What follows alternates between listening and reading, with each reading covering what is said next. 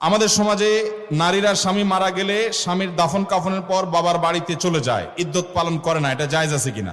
নিশ্চয়ই সব নারীরা করে না। যারা করেন, ইদ্যত পালন যদি না করেন তারা গুনাহগার হবেন। ইদ্যত কি? ইদ্যত হলো কোন নারীর যদি স্বামী মারা যায়, স্বামী মারা যাওয়ার পর তিনি 4 মাস 10 দিন শোক পালন করবেন। শোক পালনের অংশ হিসাবে তিনি স্বামীর বাড়িতে বা স্বামী মারা যাওয়ার সময় যে বাড়িতে ছিলেন সে বাড়িতে, অথবা তার যদি ওই বাড়িতে থাকার পরিবেশ না থাকে, নিরাপত্তা না থাকে, তাহলে যেখানে সেফ হবে, সেটা বাপের বাড়ি হোক, যে কোনো এক জায়গায় থাকবেন স্বামীর বাড়িতে যেখানে তিনি অবস্থান করেন। যদি সেখানে থাকা একান্ত না যায়, তাহলে যেখানে থাকা যায়, বাবার বাড়িতে হলে বাবার বাড়ি, সেখানে গিয়ে 4 মাস 10 দিন নিজেকে সেখানে আবদ্ধ রাখবেন। আবদ্ধ রাখার মানে এই না যে ঘর থেকে বেরোতে পারবে না। এর মানে হলো তিনি একান্ত নিরুপায় না হলে বাজারে যাবেন না, বাহিরে যাবেন না, বিয়ে শাদী অনুষ্ঠানগুলোতে যাবেন না, তিনি শোক পালন করবেন। অসুখ হলে ডাক্তারের কাছে যেতে পারেন, খুব নিরুপায় হলে বাইরে কোথাও যেতে পারেন।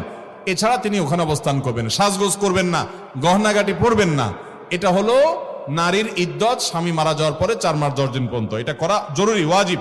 এবং তিনি কোনো বিয়ে শাদীতে কারোর সাথে আবদ্ধ হবেন না, এই সময়টা অপেক্ষা করবেন। এটা হলো শোক পালন, এটা ওয়াজিব।